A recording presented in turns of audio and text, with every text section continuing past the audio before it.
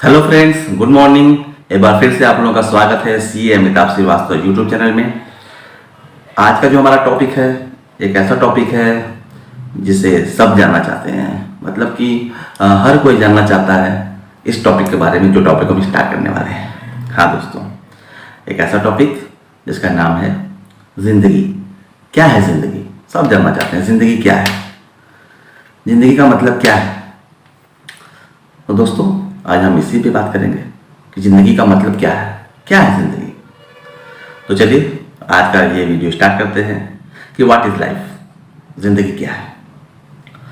तो सबसे पहले दोस्तों मैं आपको ये बता दूं कि जो मुझे समझ आया, जो अभी तक मैंने समझा है, जाना है, देखा है, उसके हिसाब से मुझे लगता है कि ये जो लाइफ है, जो ज़िंदगी है ना, वो जैसे संगीत के 7 सुर होते हैं ना, वैसे ही लाइफ में, ज़िंदगी में 7 फेजेस होते हैं, 7 समय होते हैं, 7 तरह के समय होते हैं, 7 फेज होते हैं। अब आप पूछेंगे कैसे?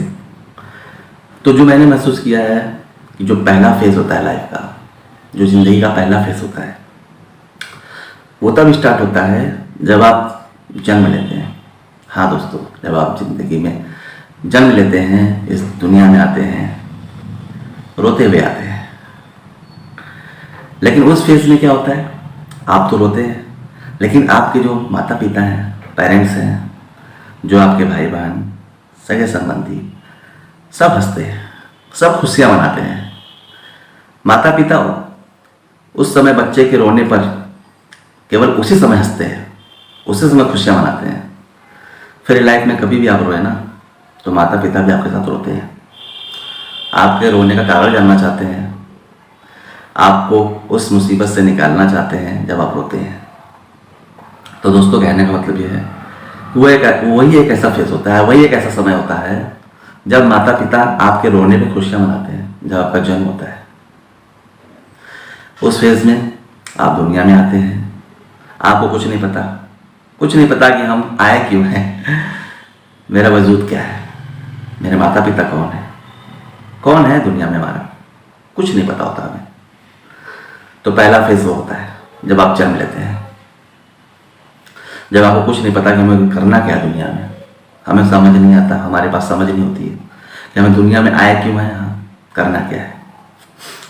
तो दोस्तों, ये पहला फेज होता है जब आपके जन्म का समय होता है। अब बात आती है दूसरे फेज की, जो दूसरा समय होता है, लाइफ का दूसरा फेज, जिंदगी का दूसरा समय।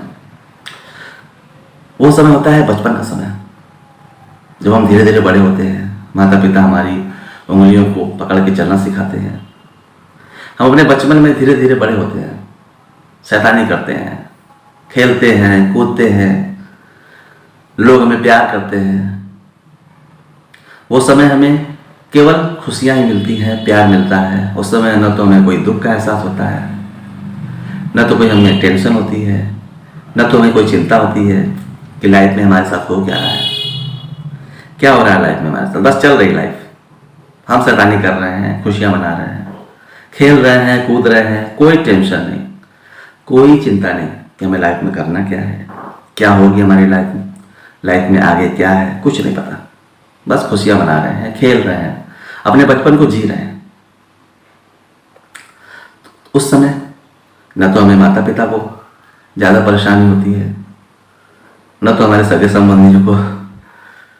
बस वो हमको देखते हैं, बचपन में प्यार करते हैं, सब प्यार करते हैं। ये ऐसा समय होता है ना, आपको सब प्यार करते हैं, आपसे कोई घृणा नहीं करता, आपसे कोई हेट नहीं करता, क्योंकि आपके पास समझ नहीं होती ना। आपके पास आप जो भी कुछ करते हैं, सबको पता है कि आपके पास समझ नहीं है, तो आपकी सारी चीज़ों को एक्सेप्ट किया जाता है, बिना किसी कारण के एक्सेप्ट किया जाता है, और लोग खुश रहते हैं आपसे। ये होता है लाइफ का दूसरा फेज। अब इसके बाद आपका जो लाइफ का तीसरा फेज स्टार्ट होता है, जिंदगी का तीसरा समय। वो समय होता है जब आप थोड़ा सा बड़े होते हैं, 10th में आते हैं, 12th में जाते हैं। तब थोड़ी थोड़ी आपको टेंशन होती है, और आपके माता पिता को भी टेंशन होती है आपकी कि हमारा लड़का क्या करेगा, उसको कैसे हम सेटल करें, कैसे उसको हम पढ़ाएं लिखाएं, कैसे उसकी लाइफ को सेट करें। अब वो चिंता माता पिता की और ज़्यादा गहराने लगती है।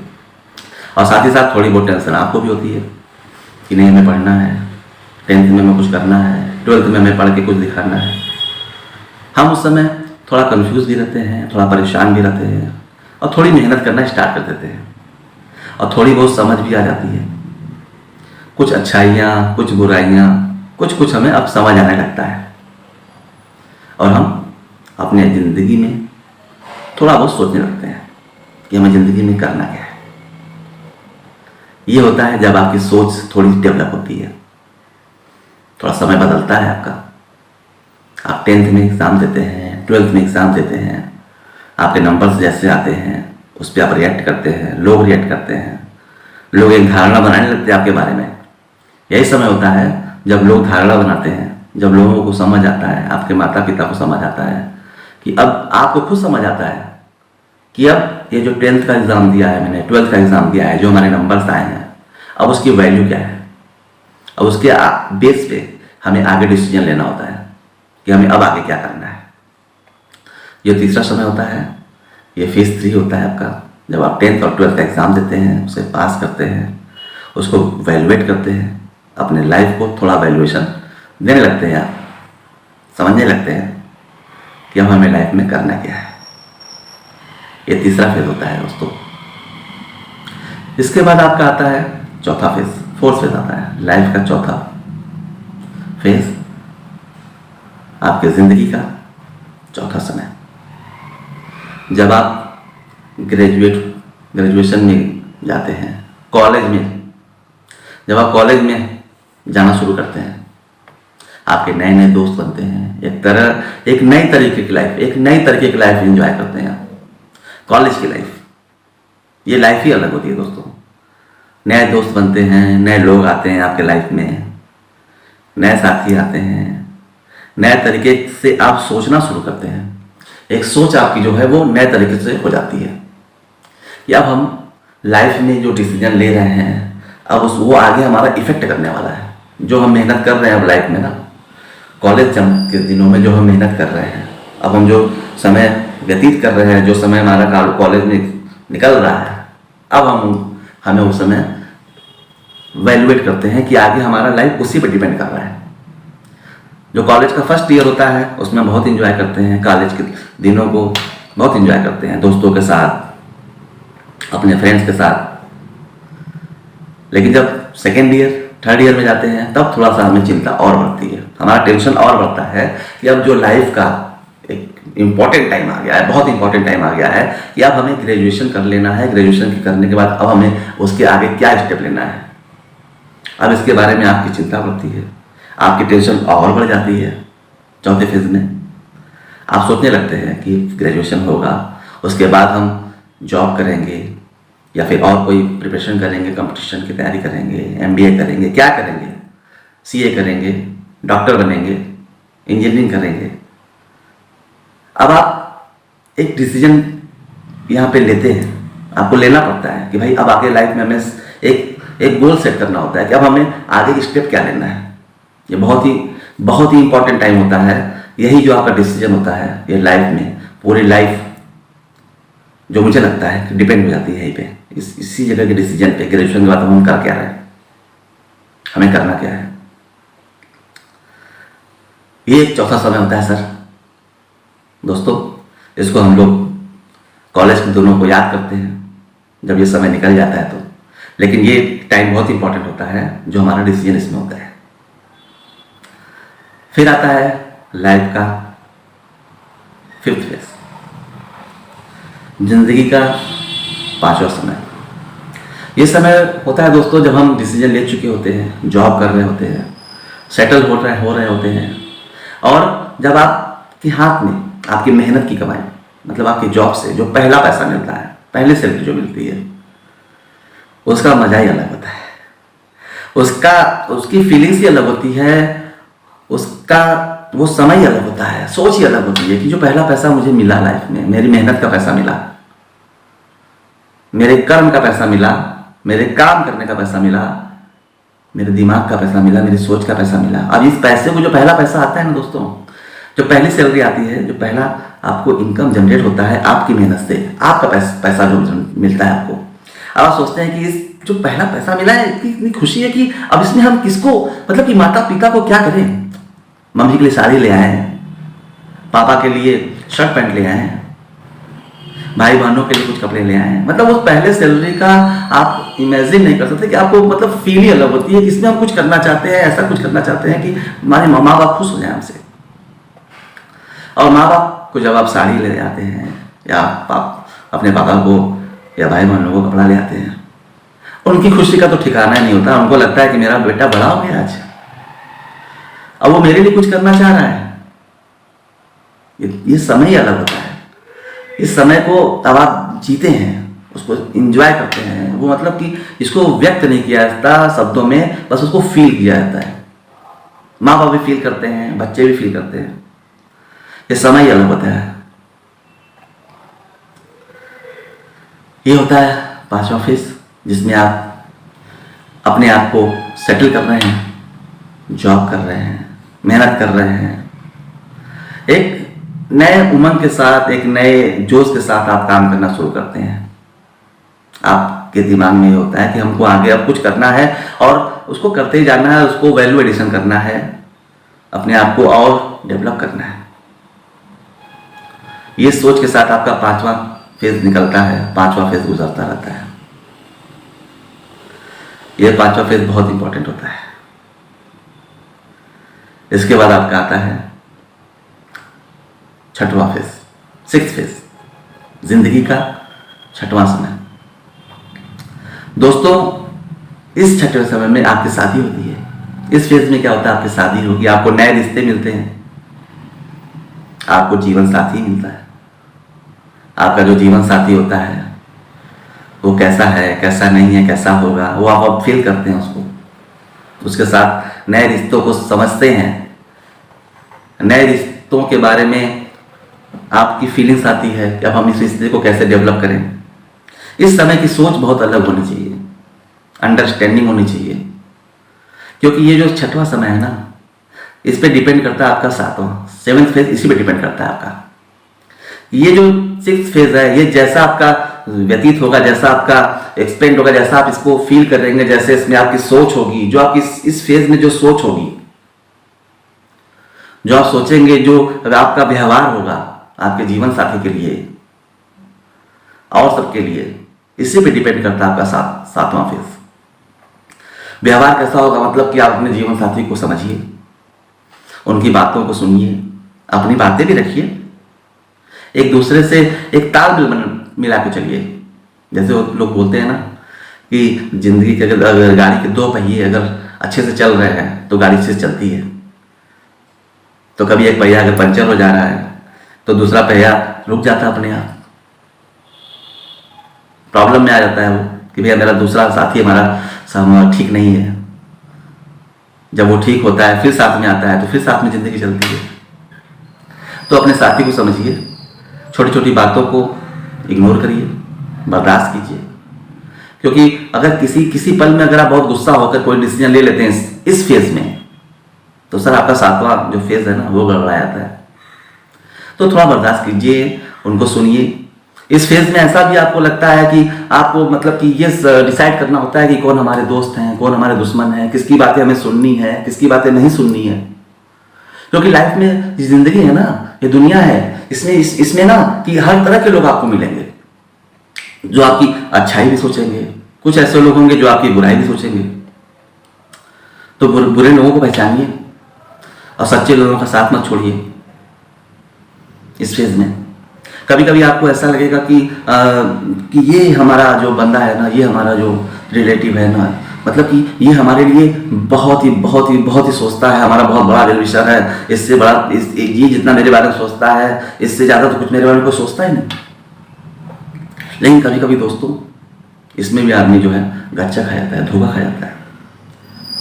क्योंकि कुछ लोग ऐसे होते हैं जो आपके फेस पे, आपके मुंह पे आपकी बहुत तारीफ करते हैं, आपको बहुत मतलब कि दिखाएंगे कि आपसे ज़्यादा कुछ उनके लिए है ही नहीं है, आप बहुत बड़े वेल विशर बनेंगे आपके। लेकिन किसी दूसरे के पास जब जाते हैं ना, खासकर उससे जिससे आपकी थोड़ी टशन होती है, थोड़ी मतलब कि मन मुटाव होता है, उसके पास जब जाएंगे तो उसको खुश करने के लिए आपकी बुराई करते हैं और बहुत बैक बिचिंग करते हैं।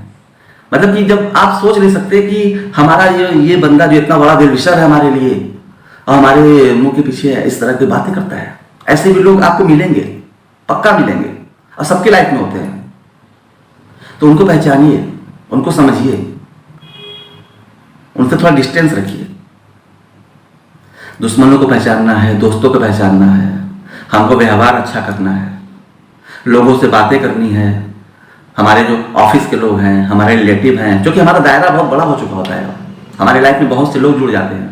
तो सबसे हमें किस तरह का व्यवहार करना है, किस तरह से हमको उनसे ट्रीटमेंट कर रहे हैं, उसके साथ उससे कैसे ट्रीट कर रहे हैं किसी को हम, उसको पहचानना जरूरी है, उसको व्यवहार बनाना जरूरी है इस समय आपको, क्योंकि आपका 7th फेज इसी पे डिपेंड कर रहा है।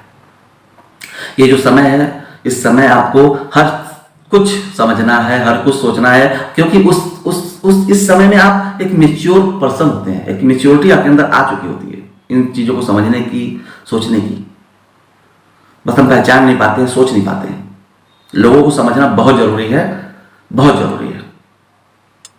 फिर आपके घर में एक नया मेहमान आता है, एक अलग सी फीलिंग्स आती है आपके मन में, जिम्मेदारियां बढ़ती हैं इस फेज में।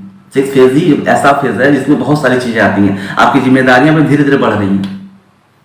जो नया मेहमान आया है उसके बारे में भी आप सोचते हैं, जो आपके साथ आपका जीवन साथी उसके बारे में सोचते हैं। मतलब एक जिम्मेदारी बढ़ रही है, अब आप सोचते हैं कि अब हमें और क्या करना चाहिए कि हमारा जो परिवार है वो खुश रहे, आगे भी उसके लिए कुछ करें, कुछ करके रखें, कुछ सोचें उसके लिए। आप और ज़्यादा मेहनत करते हैं, अपने आप को पूरी तरीके से इन्वॉल्व कर देते हैं काम में कि भैया हमें अब कुछ करना है, कुछ करना है, पैसा कमाना है। ये भी वो जरूरी है ना, पैसा भी बहुत जरूरी है, पैसा कमाना है, सिक्योर करना अपने फैमिली की लाइफ को। आप बहुत मेहनत करते हैं इस फेज में, अपने परिवार को भी टाइम देना है, जॉब भी करनी है। परिवार वाले थोड़ा आपसे अपसेट भी हो जाते हैं कभी कभी कि भैया तुम आप हमेशा जॉब में लगे रहते हो, हमको टाइम ही नहीं देते। ठीक है, उनकी भी सोच ठीक है, लेकिन आप उनको समझाइए, बताइए कि हम इस समय जो जी रहे हैं, इस समय ना वो आपके लिए जी रहे हैं।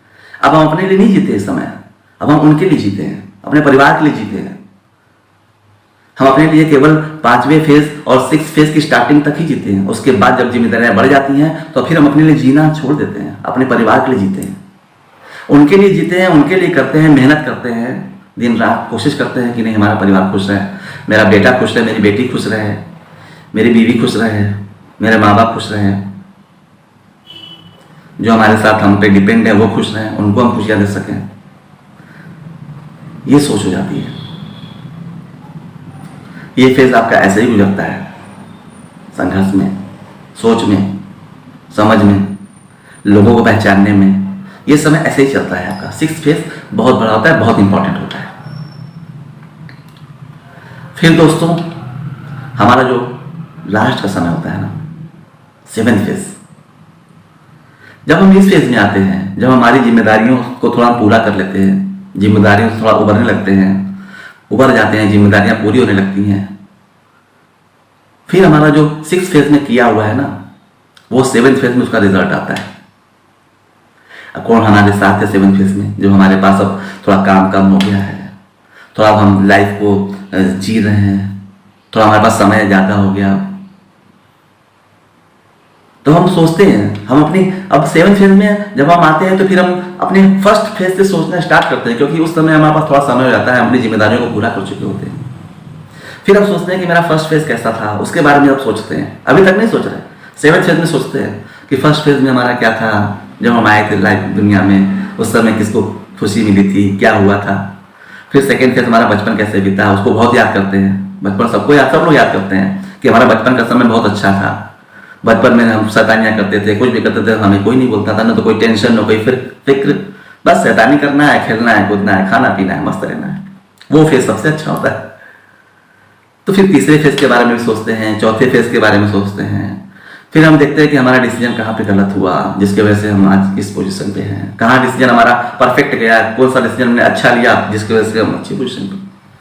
हमारे साथ लोग हैं, हमारे साथ हमारी फैमिली है, हमारा परिवार है, हमारे जीवन साथी है, हमारे बच्चे हैं। क्योंकि जो 6th फेज में हमने किया है ना, 7th फेज में ही उसका निवारण होना है, उसका रिजल्ट उसी में मिलना है आपको। उस समय आपको समझ आ जाता है कि भैया मेरा कौन दोस्त था, कौन दुश्मन था, किसने हमारे साथ क्या व्यवहार किया, हमने किसके साथ व्यवहार क्या किया, हमने किसके साथ अच्छा किया, किसके साथ बुरा किया। उस समय सब आपको समझ आता है, क्योंकि अब उसका उस 7th फेज में अब आपको उसका रिजल्ट मिल रहा है। तो हमको अपनी सोच अच्छी रखनी है, लोगों से व्यवहार अच्छा रखना है, हर फेज को एंजॉय करना है, हर फेज को जीना है। यही तो जिंदगी है। जिंदगी को मतलब कि अब कौन बयां कर पाएगा, कोई नहीं बयां कर पाता, बस फील किया जाता है कि जिंदगी क्या है। सबकी जिंदगी खुद बनाता है आदमी, हम अपने से एंजॉय करते हैं, अपने से हम काम करते हैं, अपनी फील को ही हम प्रेजेंट करते हैं, अपनी फील से ही हम सोचते हैं कि भैया हमारी लाइफ क्या है। यही तो जिंदगी है, 7 सुरों का संगम। अगर 7 सुर आपके परफेक्ट बैठ गए तो आपकी जिंदगी में इतने सुरीला गाना आएगा क्या पूछिए मत, लोग पसंद भी करते हैं। तो हर सुर को पक्का करना है, हर सुर को पक्का करना है, हर समय को अच्छे से जीना है, सोचना है, समझना है, लाइफ को एंजॉय करना है, ताकि हमारे 7 फेज जो लाइफ के हैं वो एक अच्छे सुर में रहें, अच्छे ताल में रहें, अच्छे से हम उसको एंजॉय कर सकें। तो दोस्तों, जो मैंने समझा है, जो सीखा है, जो देखा है, लाइफ मुझे तो ऐसी लगती है 7 सुर का संगम। 7 सुर को अच्छे से ताल में बैठाना है ताकि जिंदगी सुरीली हो जाए। Thank you so much, bye bye. हाँ, हमारे वीडियो को शेयर करना, लाइक करना और सब्सक्राइब करना ना भूलें। Thank you so much, bye bye.